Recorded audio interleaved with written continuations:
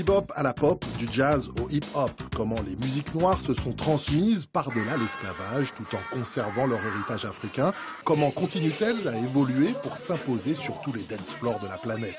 Ces questions trouvent réponse dans Great Black Music, histoire de dire que l'expression grande musique n'est pas exclusivement réservée aux œuvres de Bach, Mozart ou Beethoven, et comme disait Duke Ellington, il y a le swing, il y a le rhythm and blues, il y a tous ces noms qu'on donne à la musique noire, mais le monde verra un peu plus tard que tout cela, c'est une grande tradition afro-américaine, au-delà des États-Unis, au-delà de la Caraïbe, qui embrasse l'ensemble du monde noir, et c'est pour ça qu'on peut se référer à la grandeur de cette tradition.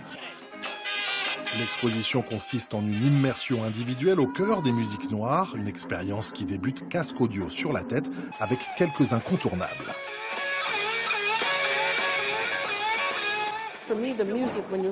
Pour moi, normalement, la musique est publique, quand on écoute un groupe, par exemple. Mais là, on est en privé et on peut vraiment se concentrer sur les histoires. Ce qu'on convoque ici, c'est ce qu'on appelle l'imaginaire collectif, qu'on partage tous autour de ces musiques. Et au final, tout le monde a dansé sur ces morceaux. Et elles sont maintenant constitutives de nos identités.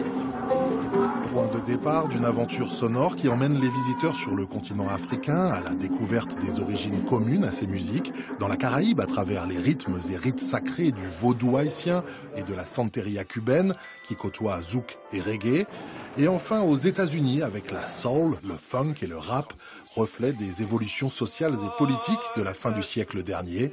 Un voyage de quelques heures qui convaincra les plus sceptiques. Il s'agit bien de Great Black Music. Ja, Rastafari.